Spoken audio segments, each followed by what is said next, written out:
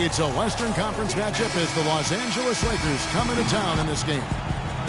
Well, the holidays always bring us some incredible NBA action. That's certainly what we have in store.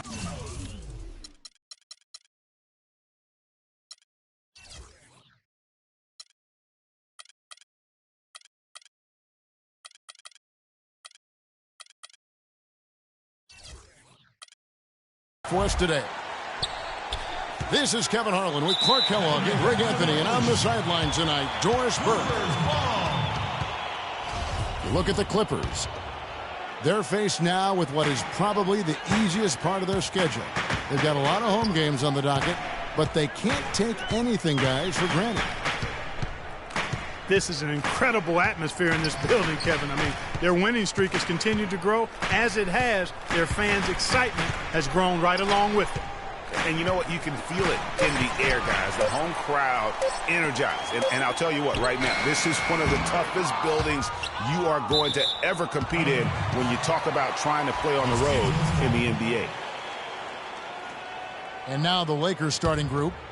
They've got Roy Hibbert. Russell is out there with Bryant. Then it's Young. And it's Nance in at the 4 spot. Redick with the bucket.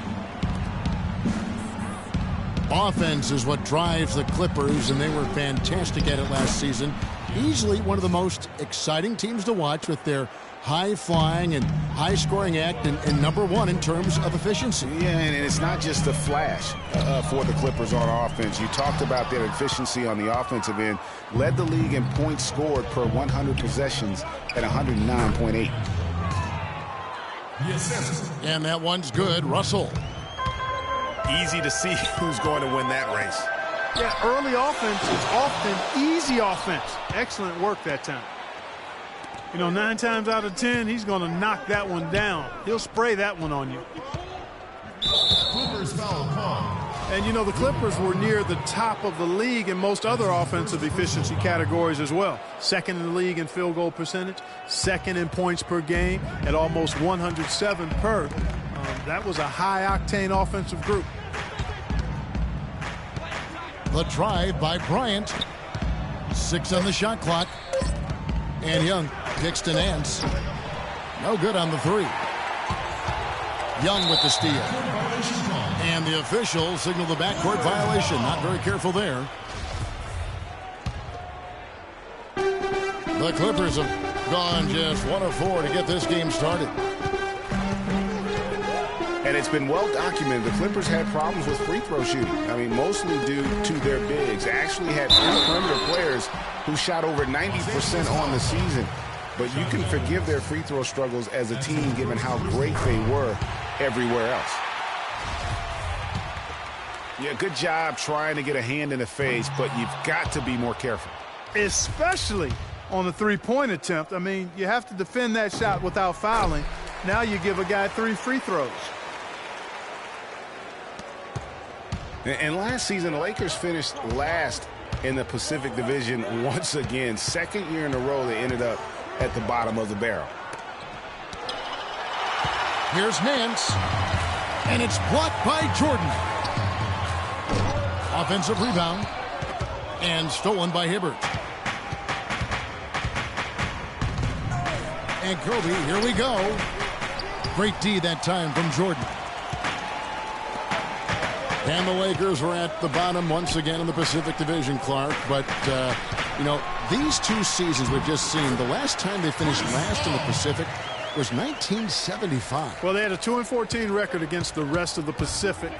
And we also know, though, the Lakers don't stay down very long. They'll be back on top before long. Here's Kobe following the basket by Chris Paul. Young.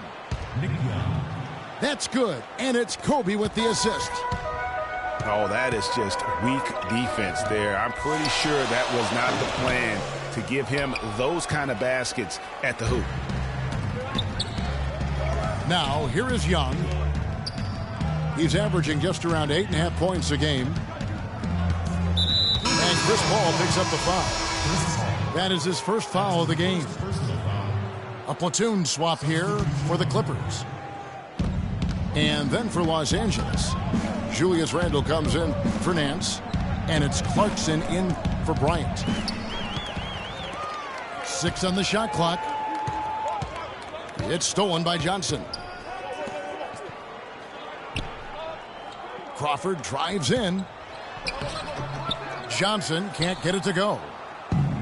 Those are chances almost always you can rely on him to get you 2 points, but the D just enough to keep him out of rhythm.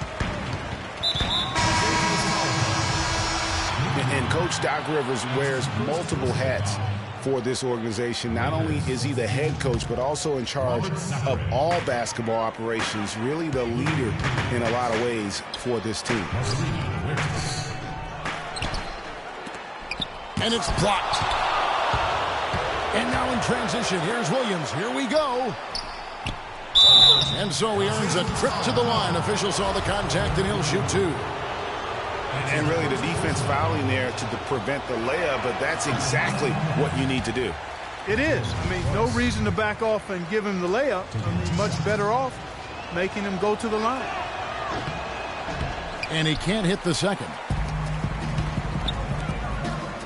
Thinking about Doc Rivers being a leader, he was like that on the floor. Clark as well. You know that. You went against him. A leader and a winner, no doubt about it. And there have been a lot of coaches that came from his old Celtics team. And of all of them, perhaps the least surprising is Doc Rivers for the reasons we just mentioned. Leader and coach on the floor. Sinks the triple. Williams has got his first 3 points of the game. Always eager to shoot the 3, and on the fast break, he knows it's going to be there for him. I love the ball movement there. He put that on a silver platter, just served him up. The pass to Randle. Here's Huertas. He kicks it to Sacre. Passes it to Huertas. Clarkson. And again, Los Angeles with the triple. Here's Brigioni. Here's Crawford. And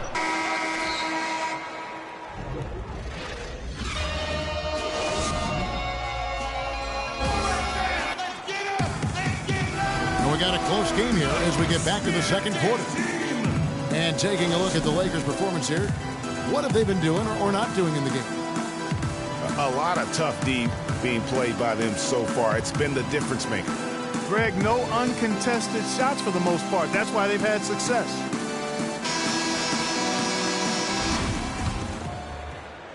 So it's the Clippers now. They trail by 3. They went to Los Angeles for their last meeting with the Lakers and came out with a victory. And the previous meeting was a win for them and a huge day for the bench. The reserves really stepped it up with their scoring. Greg, we know how important it is when you can go to your reserves without much drop-off in production. It gives you a big advantage. I know they'd love to see that again tonight. And a moment now to reset the lineups, courtesy of Gatorade, all fueled up for the second quarter of basketball. So for the Lakers right now, Kobe and Randle, the forward duo. Williams is out there with Jordan Clarkson. And it's Sacre in at center. Big part of the problem for the Lakers last year was consistency. Clark, with all their injuries, they had to shuffle the lineup, it seemed, every game. Well, you know what happened with all that shuffling was they got to see a lot of different players and evaluate them for the future. I think it helped in regards to what they're going to do this offseason. Russell comes in for Jordan Clarkson. Back and forth we go. That bucket